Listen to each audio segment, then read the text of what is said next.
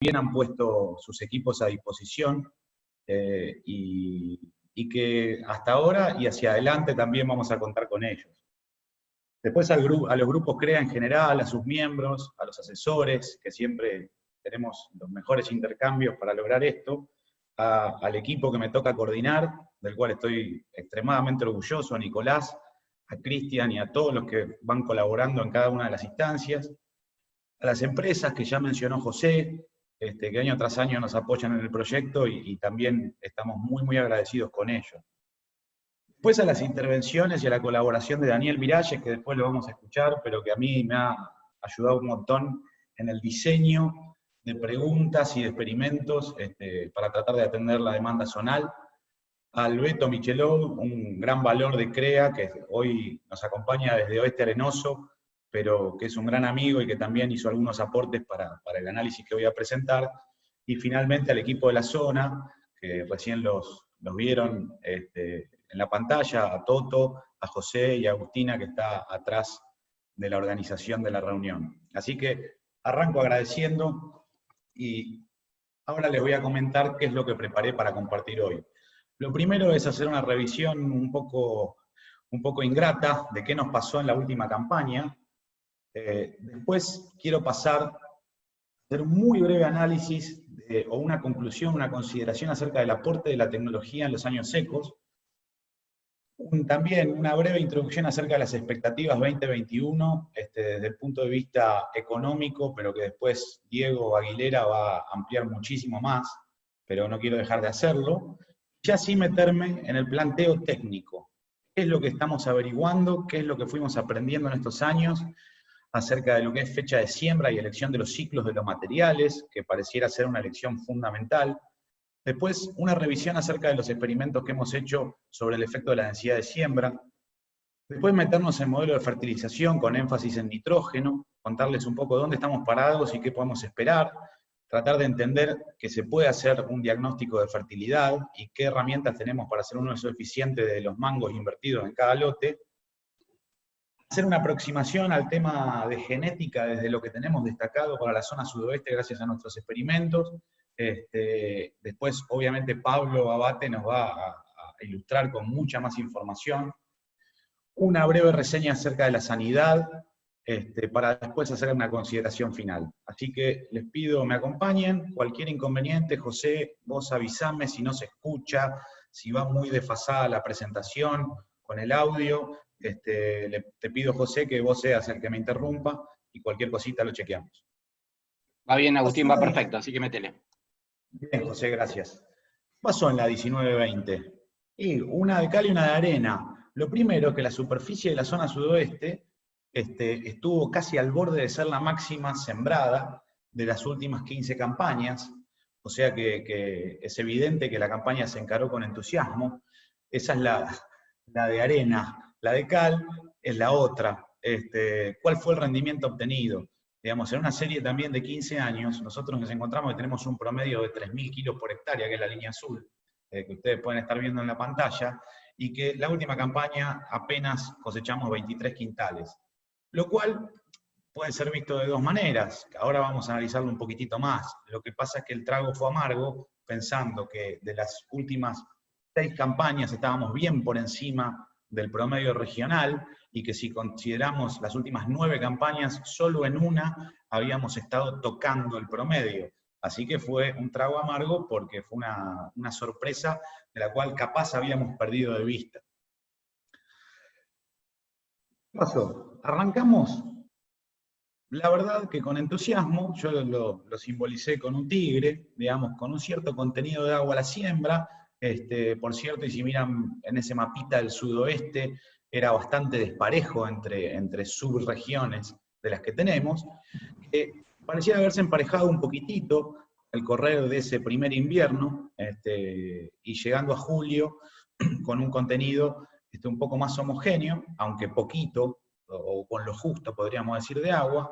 Ahí empieza a avanzar el color amarillo, que se va deteriorando la dotación de agua en el suelo para agosto. En septiembre empiezan a entrar los colores anaranjados, el suelo se sigue secando. En octubre empieza a amenazar el rojo ese, que la verdad que cuando vemos estos mapas se nos paran los pelos de la nuca.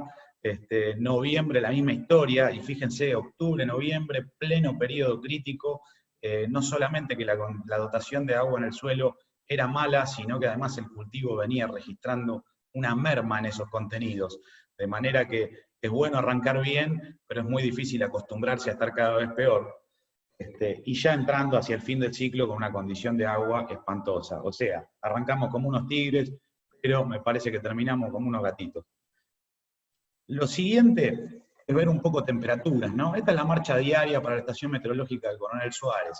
De este electrocardiograma, poco es lo que se puede llegar a ver si uno no hace un breve análisis. Entonces, yo lo que quería compartirles es decirles, primero, tuvimos 37 heladas, ¿sí? No es tanto, de hecho, puede considerarse que es algo menos que la media. De todas maneras, 72 heladas agronómicas que se miden más abajo en el suelo y con el termómetro al aire libre, ya empieza a ser un poco bastante. Después tuvimos a partir de inicios de octubre, unos cuantos días donde el cultivo puede, o los cultivos de trigo y cebada pueden estar censando estrés por calor, y uno de los factores distintivos de esta campaña es que tuvimos entre 2 y 3 episodios donde en el transcurso de 24 a 48 horas la temperatura bajó en total 30 grados. Esto, sin duda, es una condición de estrés muy severa para cualquier cultivo. Por cierto, algunos cultivares, después nos va a hablar de esto un poco más Pablo, pero algunos cultivares pueden ser especialmente sensibles y otros un poco más tolerantes a estas condiciones. Lo que sí sabemos es que es una condición de estrés. Respecto, para mirarlo hacia adelante y tratar de esbozar algunos números, yo me quise centrar en lo que es la distribución de rendimientos propias de cada grupo. Como sabemos que la zona tiene mucha variabilidad, y que dentro del panorama de la zona, cada grupo también tiene mucha variabilidad en cuanto a los ambientes en los que nos toca producir, yo traté de proyectar un numerito, tómenlo con pinzas, después Diego lo va a hacer bastante más detallado, y me parece que va a ser interesante escucharlo a él. Pero a pesar de que venimos de un año negativo, quiero establecer o tratar de ponernos de acuerdo rápidamente acerca de la importancia del cultivo. Lo primero es entender la variabilidad propia de cada ambiente. Cada uno se puede parar donde quiere. Este es un gráfico donde se nota la distribución de los rendimientos propios de cada CREA. El número central adentro de la caja, esa barrita representa el promedio, ¿sí? Ahora, si yo me desvío adentro del promedio y trato de aislar algo así como el 60% de los casos, me encuentro que, por ejemplo, para Benito Juárez, la media es de 32 quintales, pero el 60% de los casos está entre 25 y 40 quintales. Y así puedo analizar cada uno de los grupos CREA, que tienen sus diferencias, y que cada uno podría llegar a proyectar. Yo me tomé el atrevimiento de imaginarme los costos en los que puede insumir cada uno de los grupos según el tipo de planteo al cual están más acostumbrados o es más frecuente ver en los campos. Los factores más importantes para definir esos costos serían primero el sistema de labranza que están utilizando. Hay algunos casos donde la convencional está más difundida, por ejemplo con antecesores sorgos. Después la fertilización es otro de los aspectos clave. Hay CREAs que están más concentrados en modelo de 110 menos X y otros que se vuelcan más hacia 130, 140. Eso tiene una diferencia importante en los costos. Y después las adversidades que pueden llegar a enfrentar. En general, uno de los factores que más mueve los costos es el problema de enfrentarse a malezas resistentes, en algunos casos ryegrass, en otros casos malezas más complicadas de la familia de las crucíferas, que pueden incrementar en alguna aplicación extra, y el tema sanitario, que también puede llegar a tener más impacto en determinadas regiones y sobre todo en determinadas rotaciones. Si ustedes me creen que hice una estimación más o menos atinada, yo proyecté para cada uno de los grupos estos márgenes. Los márgenes se ven en la barra verde, la barra azul representa los costos, y la suma de los dos sería algo así como el ingreso neto que genera el rendimiento promedio de cada uno de los grupos. Ahora bien, como lo interesante es analizar la variabilidad, las diferencias que existen entre los CREAs y dentro de los CREAs, yo lo que hice fue aislar lo que yo le llamo el P25, que es la cuarta parte inferior, ¿sí? Pues, ¿qué pasaría si a escala de grupo nos va mal, o estamos hablando de un lote que es del 25% inferior en cuanto a la calidad, y ahí la cosa de los 200 a 300 dólares cambia entre algunos resultados negativos, sobre todo si te tenés que enfrentar a condiciones de malezas o de enfermedades, digamos, con bastante virulencia y que requieren un control, hasta los 180 dólares de promedio por CREA. Ahora, si me paro con una imagen positiva o con una expectativa interesante, y en vez de pensar en el cuarto inferior de los rendimientos, pienso en el cuarto superior, vemos que todos los grupos estarían en el rango entre los 300 y los 500 dólares. Hago la salvedad tanto de costos como de rendimientos del CREA Pedro Luro, en donde los casos que presentaron históricamente son referidos a condiciones bajo riego. Bien, esto sería tratar de entender qué pasaría si viene un mal año o estamos hablando de un mal lote, o si viene un buen año o estamos hablando de un muy buen lote. Lo que sí sabemos es que la condición de humedad a la siembra en nuestra zona explica más del 40% de la variabilidad de los rendimientos. Históricamente, de la base de datos de lotes, nosotros encontramos que tanto candiales como trigos o cebadas son capaces de expresar mejores rendimientos cuanto mayor agua disponible tienen a la siembra, ¿sí? ¿Con qué eficiencia lo logran? Bueno, eso depende del cultivo, fundamentalmente, y por otro lado depende de cómo viene el año. Esto es un análisis que hizo Emilio Satorri, que me pareció bastante oportuno traerlo a colación, que él muestra tres situaciones diferentes, que es un año regular, un año promedio y un año bueno. Fíjense en esa figurita que el impacto de tener una buena provisión de agua útil a la siembra es mucho más importante en los años regulares y se ve en una pendiente más inclinada que en un año promedio o en un año bueno. Lo cierto, y acá tenemos que ser prudentes, es el agua en general se traduce, el agua disponible en el suelo en general se traduce en una mejora en la performance de los cultivos. La buena noticia es que estamos incluso hasta mejor que el año pasado, por suerte mejor que el año pasado. O sea, este año pareciera ser que sí vamos a arrancar como el tigre que les mostraba al principio, o incluso hasta mejor. Esto es una mención que quiero hacer, porque los últimos años, y lo hemos analizado en análisis de campañas anteriores, la zona ha incorporado tecnología de procesos, tecnología de productos. En procesos, ajustar fechas de siembra, en procesos, trabajar sobre densidad, sobre ciclos, sobre cultivares, y en productos hemos incrementado los contenidos de nitrógeno y se ha generalizado el uso de fungicidas frente a las amenazas de enfermedades. Yo quería hacer una comparación entre las últimas sequías que hemos tenido a nivel zonal. La del 2008, la del 2009, y esta última, que nos habíamos olvidado de que se trataba de una sequía en Fina, pero que volvió a aparecer. Para que se den una idea, en el 2008, entre abril y diciembre, tuvieron casi 400 milímetros. En el 2009, muy parecido. En el 2019, esto es Estación Meteorológica Coronel Suárez, pero puede servir como referencia, llovieron 271 milímetros.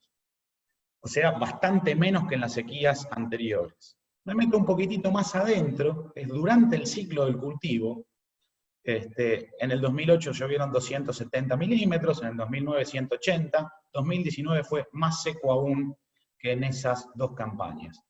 Lo cierto es que los rindes en el 2008 promedio zonal fueron de 20 quintales, en el 2009 fueron de 12 quintales, y esta última campaña tuvo un promedio regional de alrededor de 23 quintales.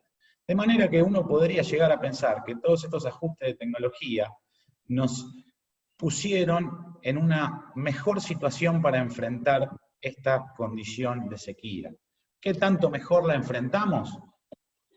Y si nos comparamos contra el 2008, tuvimos 13% más de rendimiento. Y si nos comparamos contra 2009, casi que lo duplicamos ese rendimiento. De manera que me parece un reconocimiento a esa incorporación de tecnología en la zona. Ahora sí, me voy a meter en cuestiones técnicas, quizás un poquito más duras, pero que creo yo que pueden ser un buen aporte. Y lo primero para mí es hablar de la organización y el plan respecto de la fecha de siembra. Estos son resultados de rendimiento expresados en función de la fecha de siembra para trigo, cebada y candiales en la zona sudoeste durante los últimos 5 años. Tenemos una tendencia negativa, aunque poco clara, si uno plantea todos los cultivos, todos los ciclos que hay disponibles en el mercado.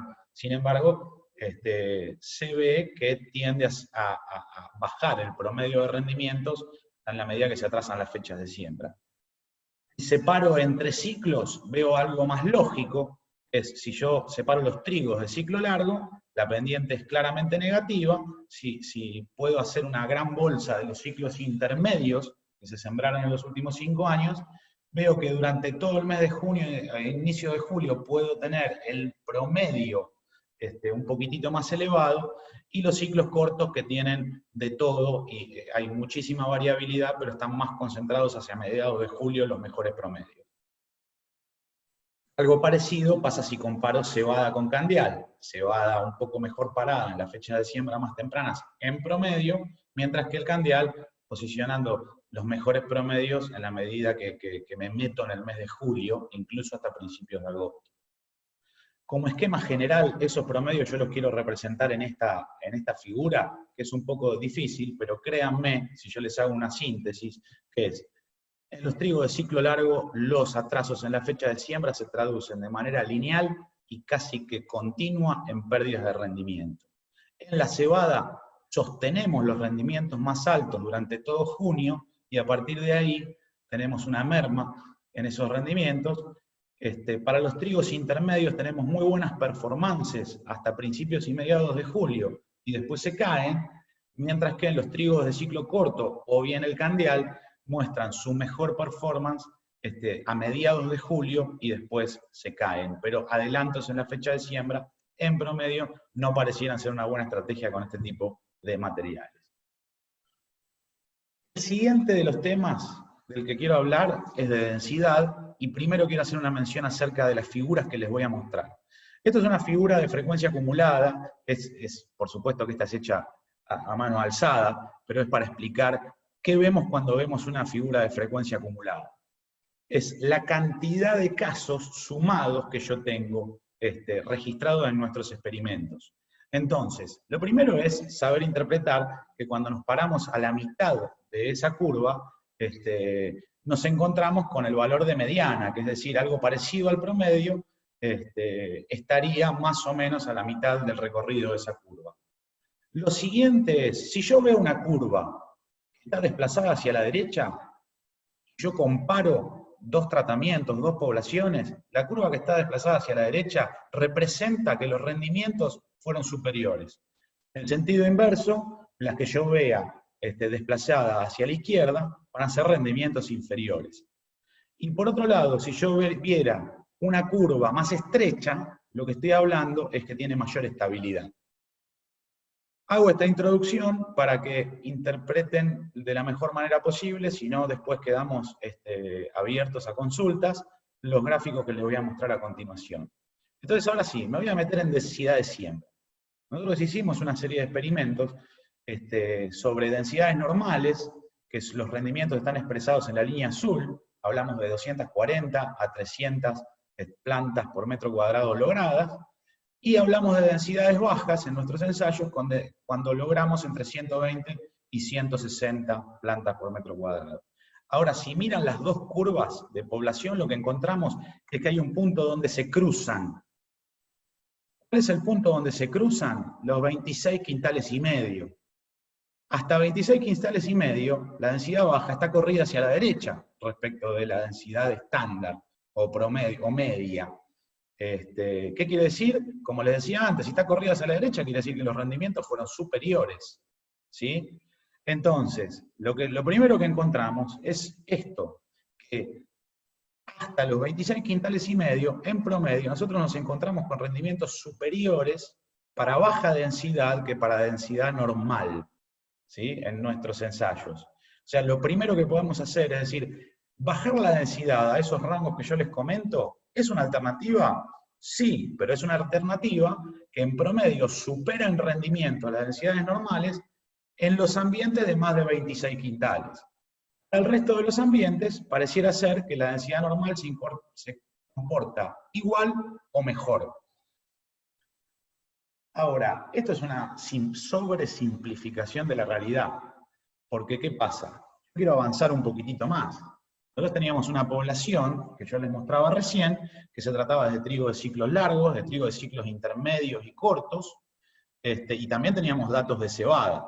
Lo cierto es que en promedio los ciclos largos mostraron mejor performance a baja densidad que a densidad normal hasta los 33 quintales de índice ambiental, mientras que los ciclos cortos refuerzan esta idea de esos ambientes, solo en ambientes de menos de 26 quintales superaron las densidades normales.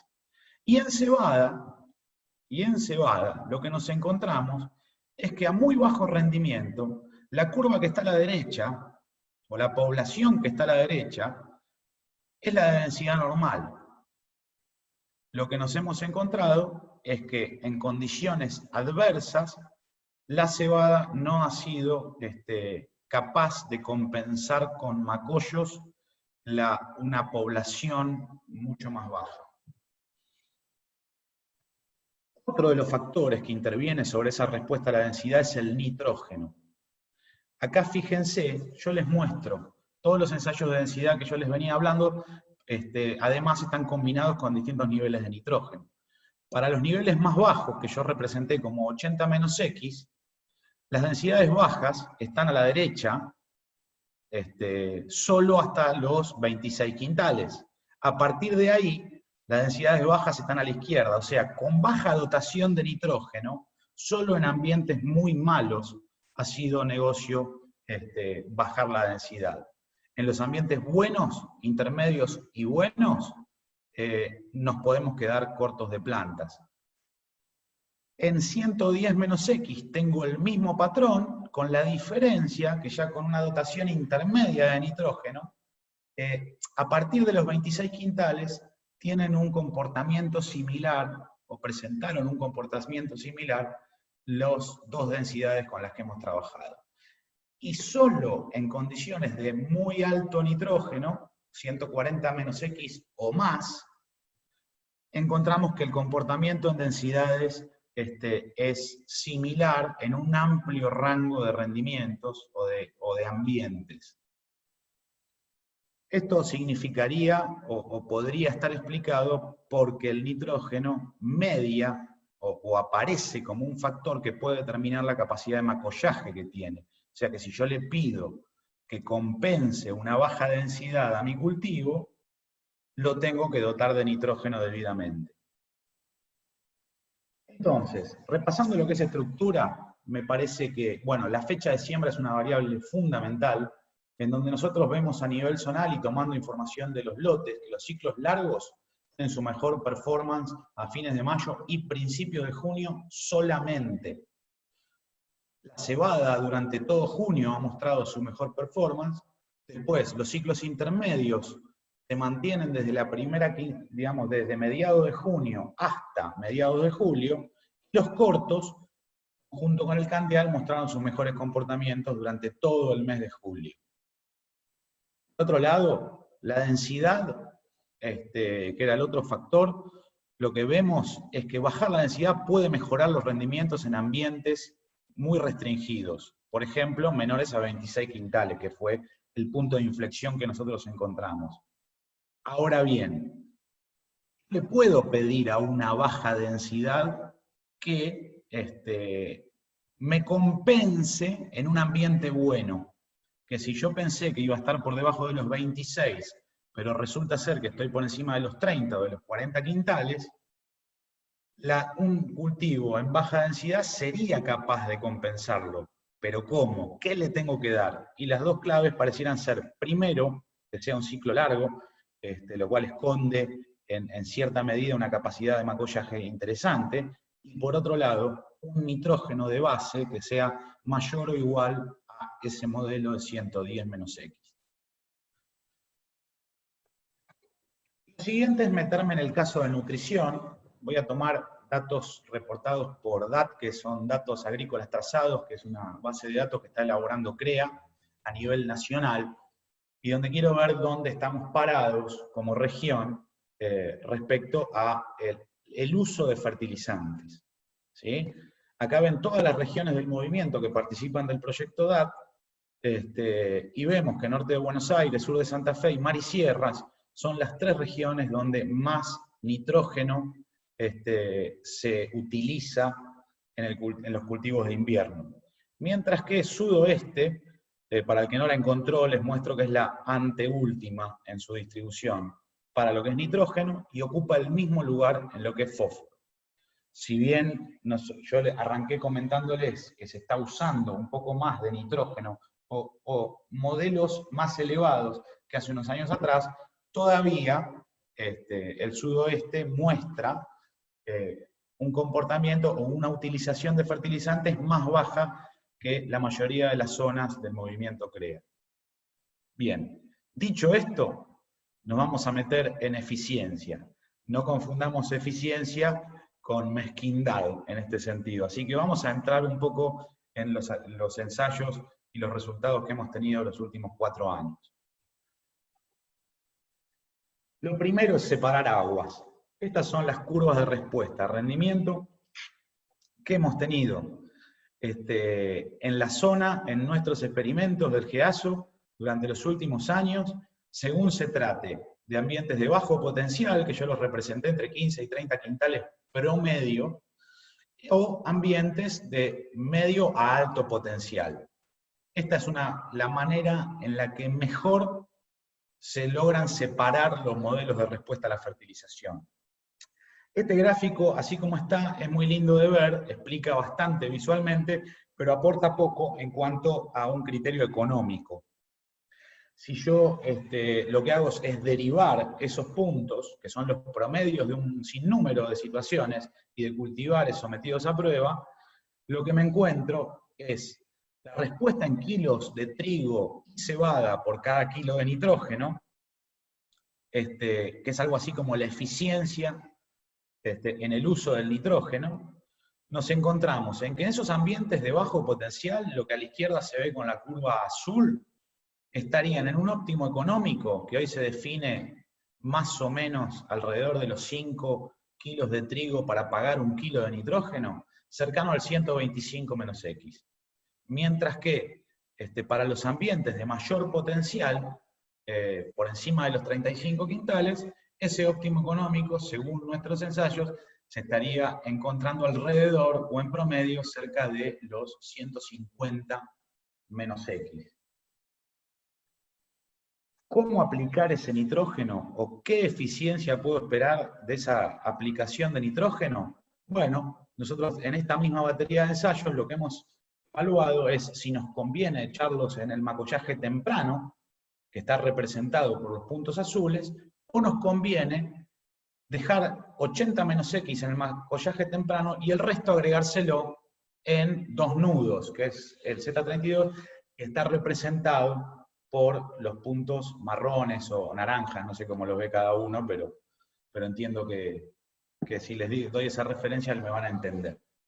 Bien, acá se ve que en estos ambientes de bajo potencial, la línea azul va en promedio por encima de esa marrón, pero muy juntitas una respecto de la otra. Entonces, si yo hago la misma, que es la curva económica, la que a mí me interesa que analicemos, es cuánto paga en eficiencia un modelo de 110 menos X, es el primer par de puntos.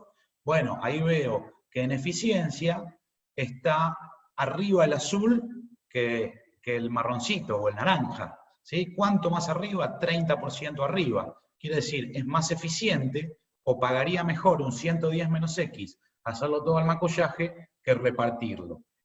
Pero a partir de ahí, cuando saltamos a 140, ya los puntitos anaranjados se posicionan sistemáticamente por arriba de los azules. De todas maneras, estarían por debajo del valor económicamente justificable. Ahora, me voy a los ambientes de alto potencial, y lo primero es que esas curvitas azul y anaranjada se separan un poco más. Y quiero ir rápidamente al análisis económico. De vuelta, lo que me encuentro primero es que los niveles de respuesta o de eficiencia son bastante más altos. Pasamos de un techo de 12 a un techo de 25 de respuesta. Y que de vuelta en 110 menos X tenemos más eficiencia aplicándolo todo junto al macollaje.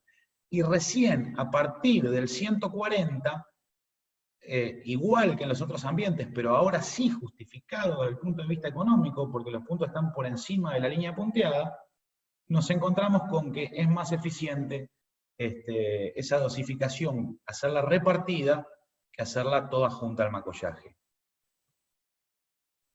Bueno.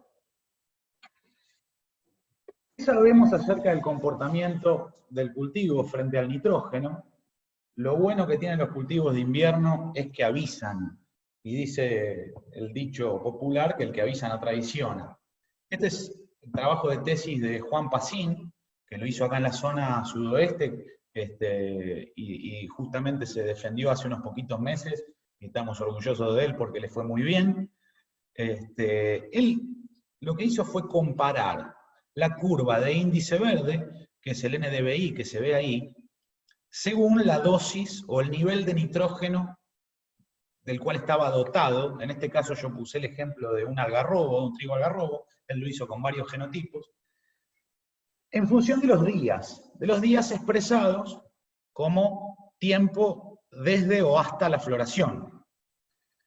Lo que vemos es que, obviamente, a medida que va transcurriendo los días, el índice verde del cultivo aumenta, y a partir de los 30 días previos a floración, que es bastante parecido a estos dos nudos de los que les estoy hablando, cuando repartimos nitrógeno, se empiezan a notar diferencias entre las curvas de los trigos peor nutridos, que son los que se ven por debajo, respecto de los trigos mejor nutridos. O sea, ahí se empiezan a separar y tienen una máxima separación, o sea, un comportamiento bien diferente, recién, lo que se manifiesta recién cerca de los 10 días previos a la floración. ¿Sí? Esto, que parece complicado de ver y analizar, es muy simple analizarlo si uno tiene la posibilidad de seguirlos con índice verde.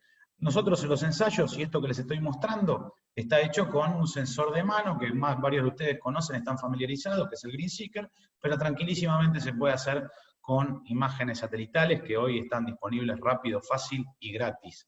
Así que nosotros lo que hemos logrado con ese seguimiento es comparar, digamos, cuál es el comportamiento de mi lote o de una parcela que creemos que puede estar subnutrida respecto de parcelas que están sobrenutridas, que están niveladas. Usamos en secano el nivel de 200 menos X como un nivel de saturación de nitrógeno. Y lo que hicimos fue, cuando los valores de índice verde obtenidos en el lote o en la parcela subnutrida, los cotejamos o los dividimos por el valor de la parcela saturada, encontramos un indicador, que es lo que ahí yo les represento con el 68%. Para cada valor de ese indicador, lo que pudimos hacer en estos últimos años, lo que se ve a la derecha como rango del indicador, yo voy a hacer algunos dibujitos. Este rango del indicador, que yo les señalo acá, puede asociarse con cierta robustez a una respuesta esperada en rendimiento. Entonces, si yo llego a 2 nudos, y el nivel de índice verde de mi lote está al 90% o menos de lo que está en las franjas saturadas, yo puedo esperar esta magnitud de respuestas según se trate de cebadas, de trigos de calidad o de trigos seleccionados por su potencial de rendimiento. Y casi que en un sentido inverso, lo que hemos encontrado es que también esos rangos de indicadores se pueden asociar a las expectativas de respuesta en proteína. Nótense que a medida que el indicador aumenta en su valor, que es de arriba hacia abajo, la respuesta promedio en rendimiento se cae, pero la respuesta promedio en proteína aumenta. Lógicamente, es algo esperable. De manera que yo lo que quería resaltarles es que existe la posibilidad de ir censando con este tipo de herramientas al cultivo a lo largo de su ciclo para ver si es esperable que obtengamos una respuesta en rendimiento o en proteína según cómo se comporta comparado con un cultivo que está saturado de nitrógeno. Este año, que la condición de refertilización por los bajos potenciales no aparecía, lo que decidimos fue ir un poco más tarde y evaluar el efecto de nitrógeno foliar.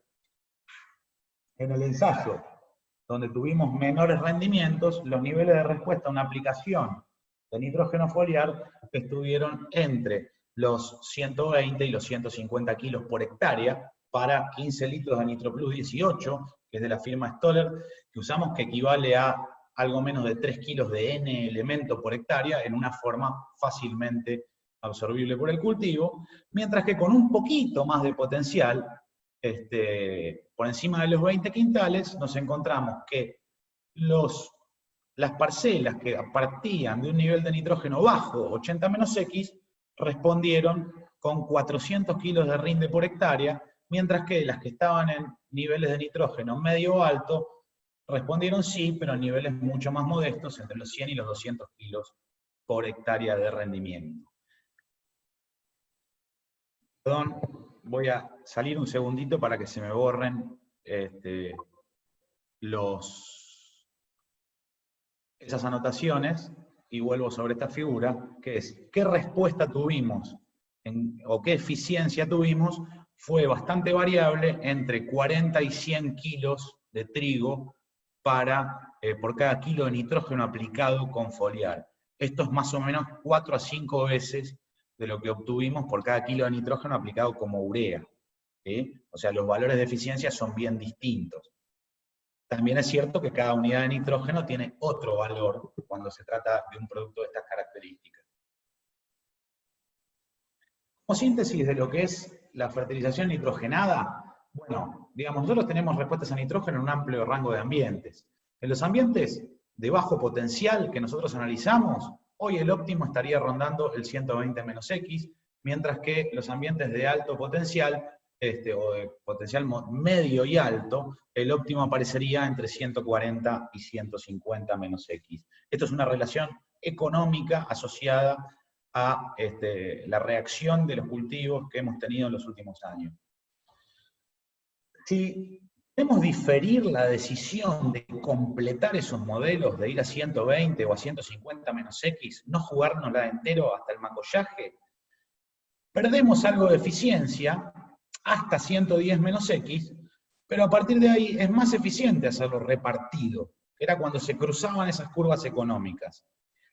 La buena noticia es que hay bastante buenos indicadores para hacerlo, para tomar esta decisión de ir de 110 o para arriba, que las divido en dos, ¿no? Uno puede tener una cualitativa, que es una aproximación intuitiva a lo que puede pasar el cultivo, que es, si yo me paro en una situación, en un trigo encañando, con 2 nudos, tengo buena agua disponible, tengo una buena condición del cultivo. ¿Qué quiere decir buena condición del cultivo? Que logré un buen cultivo y que tiene un buen potencial, al menos hasta ese momento, manifestado en un alto número de macollos, y además tengo quizás una señal de buenos precios de trigo, pues yo puedo hacer una refertilización en Z32 con bastantes elementos, pero no deja de ser cualitativa.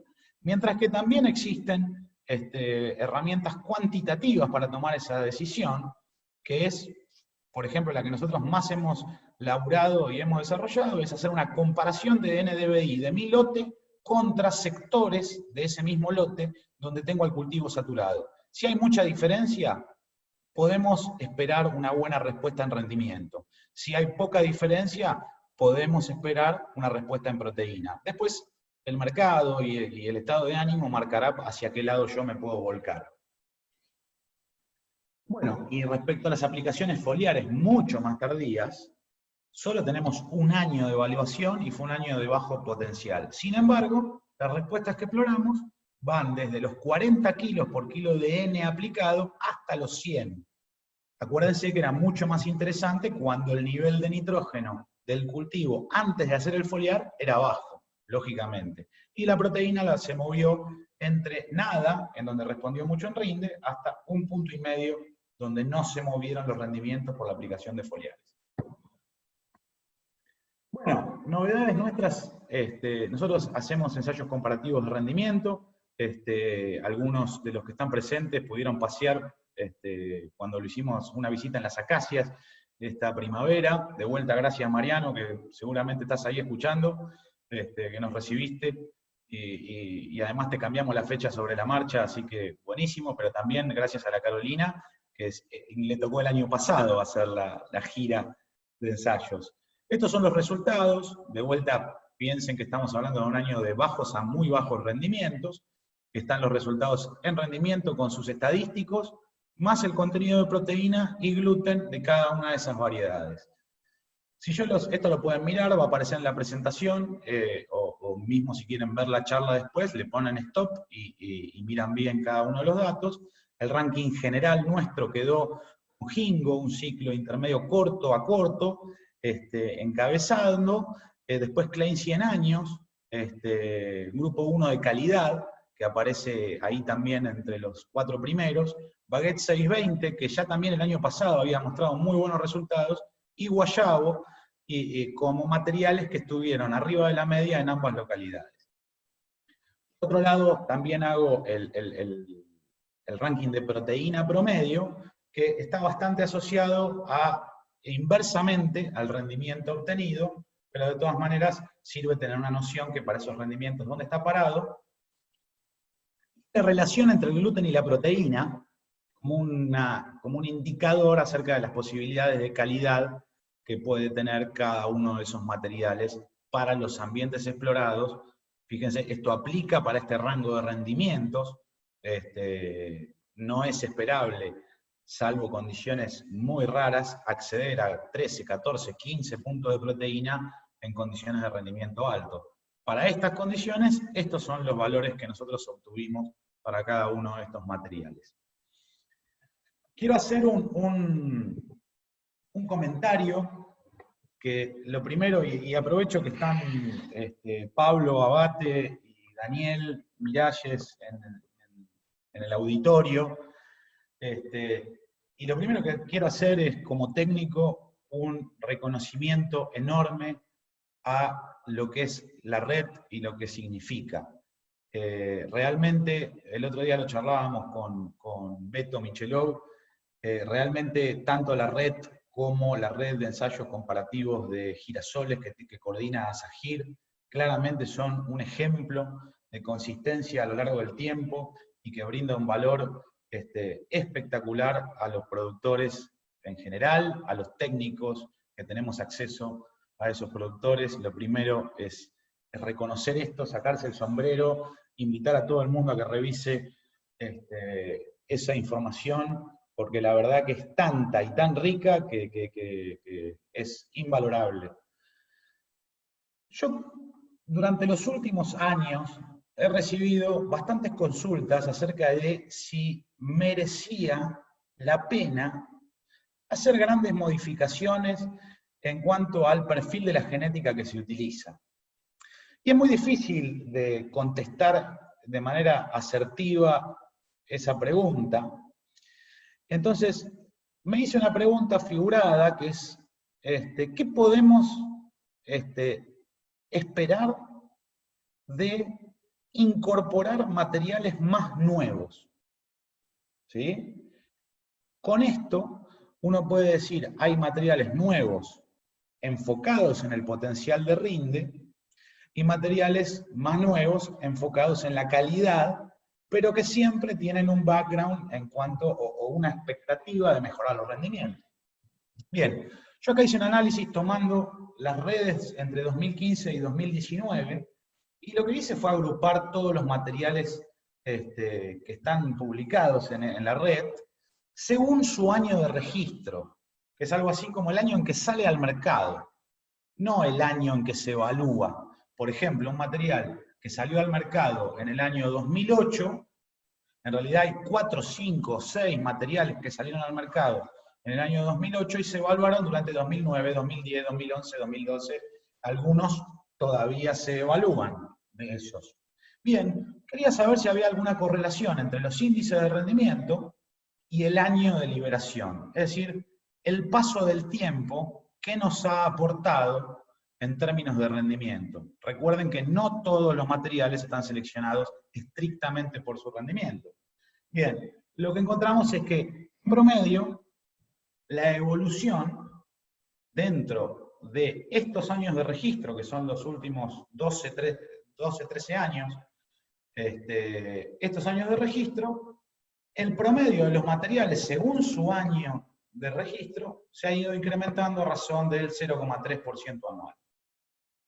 ¿Sí? Entonces, el hecho de utilizar cultivares más modernos, por el solo hecho de su año de registro, podría estar mostrando en los datos de la red que es capaz de generar ciertos saltitos de rendimiento o bien una tasa en promedio del 0,3 anual. Esto tómenlo con pinzas, piensen que cada punto que está en esta diapositiva son muchos materiales que se registraron en un año determinado y se evaluaron en los años subsiguientes. Ahora bien, dentro de todos esos materiales, el trigo se puede separar en infinitas categorías. La que más diferencias mostró es los trigos de grupo 1. Mientras que entre los 2 y 3 no vemos la misma tendencia, en los trigos de grupo 1, esa evolución pareciera ser más importante que en los trigos del grupo 2 y 3. Entonces, como para empezar esta discusión y después poder avanzar, insisto, no estoy trabajando sobre los materiales de mayor potencial, sino sobre todo el conjunto que se liberó en un año determinado. Podemos pensar que los trigos del grupo 1 de calidad más actuales parecieran comportarse mejor que los trigos del grupo 1 más antiguos. Bueno.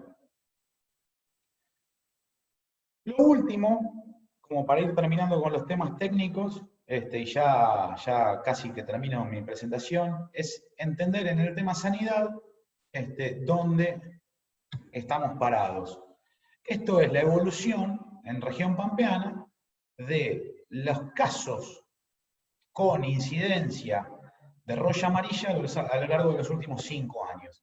Y lo que se ve en esta secuencia de 5 imágenes es ver cómo ha ido avanzando la incidencia, que es la cantidad de casos que no están en verde, y a su vez la severidad, que es cuántos están en rojo, hasta el 2018. En nuestra zona 2019, que fue muy seco, bajó otro poquito, pero pareciera ser que es una enfermedad con la cual vamos a tener que lidiar.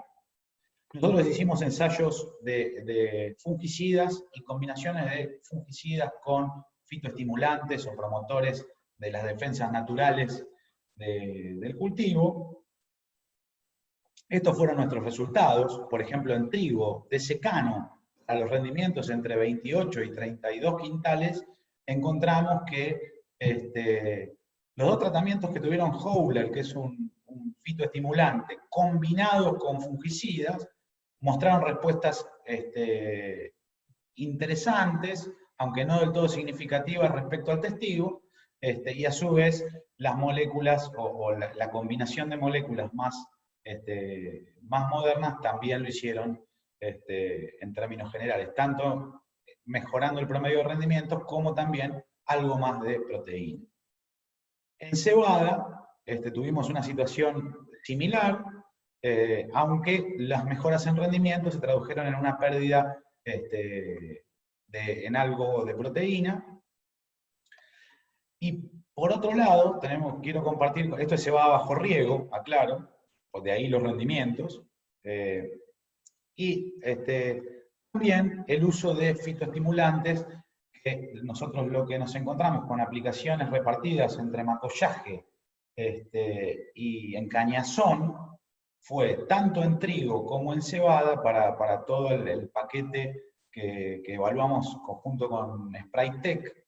Encontramos que los tratamientos con cubo fueron los que mejor performance tuvieron, con respuestas acá sí significativas respecto del testigo, y para el caso de cebada, de vuelta, encontramos respuestas significativas para los tratamientos con cubo. Así que la verdad que interesante, y entender o tratar de introducirlos al problema de el tratamiento sanitario como una posible combinación entre distintas fuentes de sanidad, sean los terápicos específicamente, que son los fungicidas, como algunos mitigadores que podrían ser los fitoestimulantes y que nos han mostrado algunos resultados interesantes. Bien. No mucho más para comentar respecto del tema genética y sanidad, solo un repaso.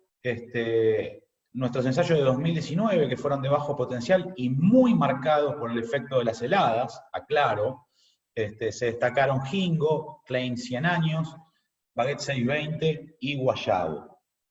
Este análisis de la red, lo que a mí me quedó más picando es, hay una evolución en los rendimientos potenciales que se ve bien de manifiesto cuando analizamos los trigos del grupo 1. No es que los trigos del grupo 1 rindan más que los del 2 y el 3, lo que sí es que los vemos acercarse en potencial o en rendimientos medios, en este caso, a los trigos del grupo 2 y 3, según el año de liberación, no según el año de evaluación. Bien, el tema roya amarilla es un problema estructural. La verdad que la pregunta es cómo afrontarlo. Sabemos que los fungicidas en general se portan con un alto grado de eficacia. Eso es una muy buena noticia, no así en lo que es mancha amarilla, que será una discusión para otro momento. Después que hemos visto en estas condiciones que fitoestimulantes pueden apoyar esas defensas y también mostraron algo interesante.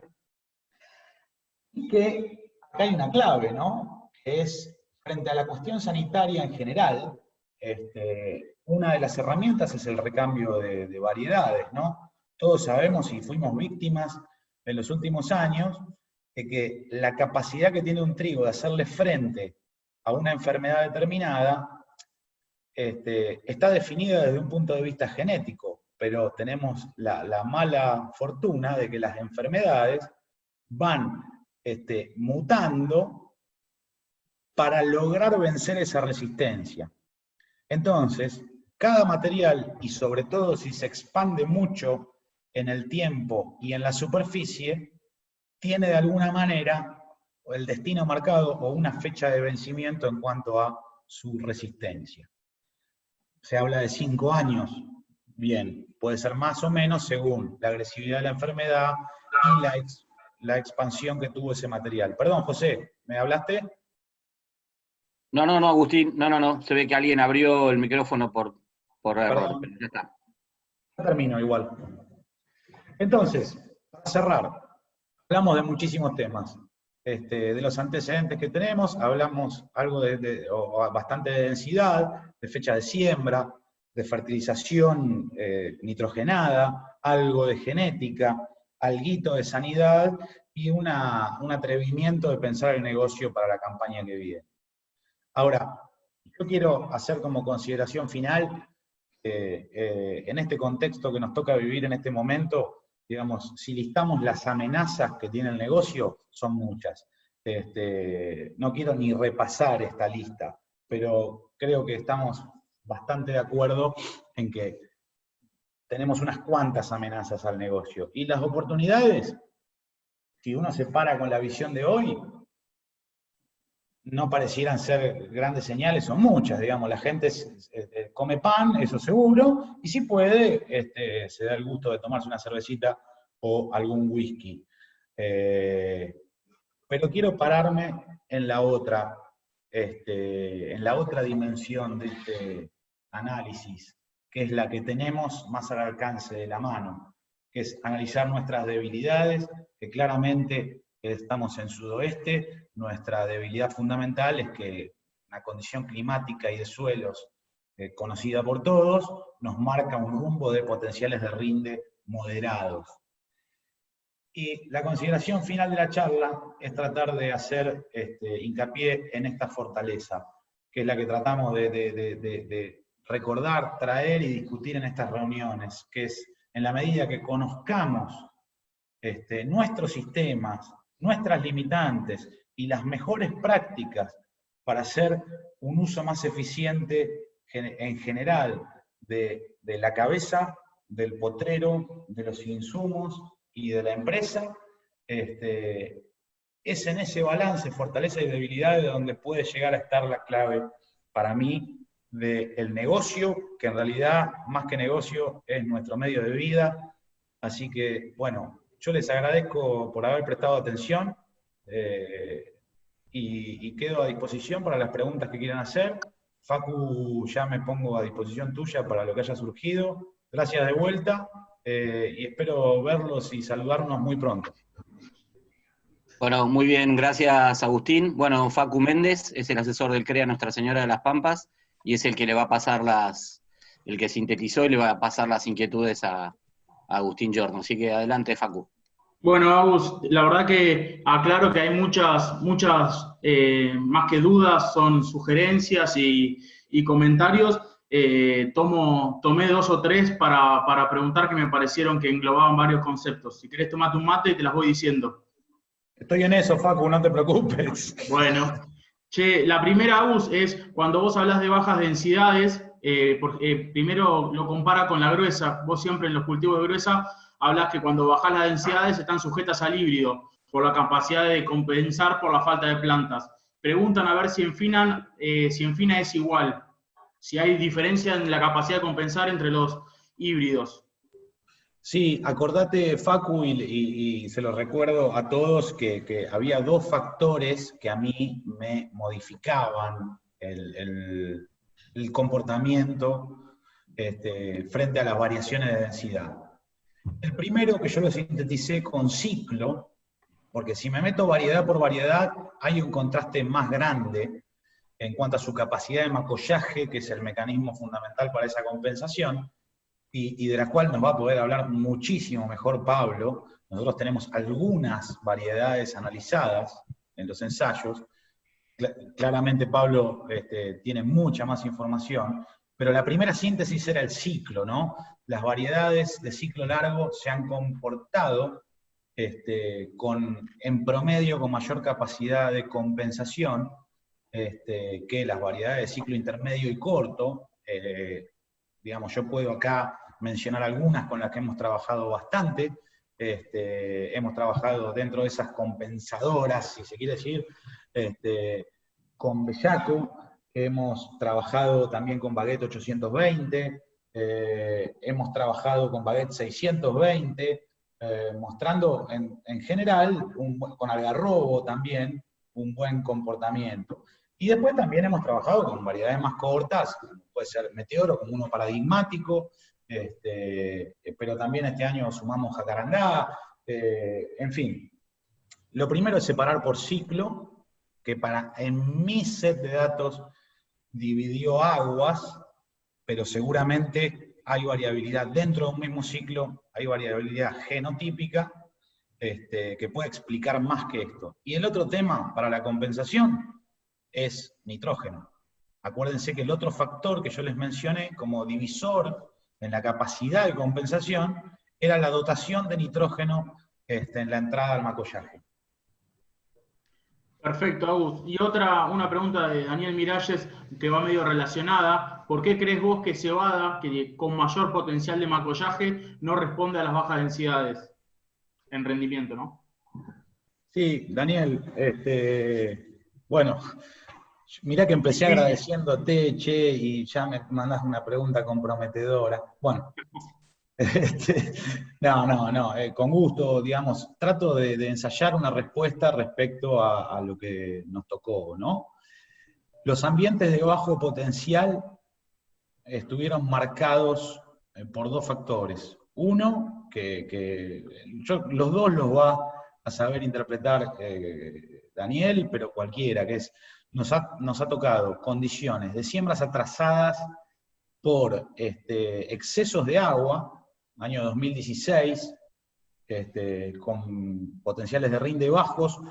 En esa condición no hubo una gran capacidad de macollaje por parte de esa cebada, y por otro lado el último año, ¿no? Que fue seco y muy helador, que también es a la capacidad de macollaje en general, es, digamos, es un inhibidor esa secuencia de heladas, y en el caso de la cebada y con alta cobertura, el efecto es el doble quizás que con un trigo. Entonces quizás lo que nos esté pasando es que para las condiciones ambientales que exploramos en esos ambientes de bajo potencial han sido, no sé si casual o causalmente, muy adversas para el macollaje de esa cebada. Perfecto, Agus. Y bueno, te voy haciendo la última, a ver si podés resumir un poquito mejor el tema de la franja saturada, cuando dice el 90% de X del valor. A ver si podés explicar un poquito más cómo tomás la decisión en valor a la medición de las franjas. Bien, un segundito, la estoy ubicando. Dale. Voy a tratar de hacerlo, perdón, pero entiendo que sí, que fue rápido y lo tomo, y realmente tenía que cumplir un poco con los tiempos, y después había un espacio para preguntas. La idea general del sistema que estamos pensando, tratando de usarlo cada vez más para conocerlo mejor, es primero entender esto, ¿no? Que es el cultivo, según su dotación de nitrógeno, presenta mayor o menor NDVI. ¿Sí? Lo que tiene es que ese NDVI, al principio del ciclo, no se distingue demasiado entre si el cultivo está bien fertilizado o no. Ahora, si yo en cada lote, hago una franja en donde le pongo mucha nutrición, que sería representada por esta curva superior, y tengo el resto del lote, lo que yo espero es que en algún momento se separen esas curvas. Yo lo que tengo que estar es muy atento al momento más temprano posible en que yo pueda ver esa separación de curvas. Lo primero que tendría que hacer es, a escala de lote, por ejemplo, este es mi lote, tener un sector, pongámosle una franjita, donde usé en secano 200 menos X, mientras que mi lote tiene, pongámosle, 100. Lo primero que tengo que hacer es eso, diseñar un ambiente o un sector del lote donde yo desde instancias bien tempranas tenga mucho nitrógeno, para poder comparar. Lo segundo es, en estos momentos más tempranos posibles, que son los inicios o mediando la encañazón, medir esa diferencia. Entonces yo, en cada lote, la propuesta es extraer un valor de acá y otro valor del resto del lote y dividirlos. El valor que me da el 100 menos X, dividido el valor que me da mi franja saturada. ¿Sí? Pongámosle, esto es 0,5 y mi franja saturada me da 1. Esto es un absurdo, pero para ilustrarlo, ¿no? Mi valor de índice verde en el lote es 0,5, mi valor de índice verde en la franja saturada es 1. Esto me da un score, digamos, lo que nosotros le llamamos score. El cociente entre esas dos variables sería 0,5, que es lo mismo que decir 50%. O sea, mi lote está mostrando un 50% del índice verde que podría tener si estuviera nutrido a discreción, ¿sí? Al menos con nitrógeno. Y este es el score, ese 0,5 o 50%, lo que a nosotros nos ha permitido mostrar cierta relación entre, es lo que está representado acá, y las respuestas esperables en cebada, en trigos de calidad, o en trigos más volcados hacia el potencial, las respuestas esperables que podemos tener en rendimiento si hacemos la aplicación entre 2 y 3 nudos. ¿Sí? Entonces, la herramienta que se propone como cuantitativa es esperar un poco más, siempre y cuando tenga una buena dotación inicial, pongámosle 100 menos X, y esperar un poco más para saber si estoy para morir en 100 menos X o puedo llevar mi lote a un poco más. Bueno, perfecto. ¿Qué fuente de información puedo tomar? Esta. Es decir, mira, un indicador de índice verde que yo puedo asociar a respuestas altas en rinde y bajas en proteína, que es lo que se ve acá abajo, o bajas en rendimiento, más moderadas en rendimiento, pero mucho más altas en proteína.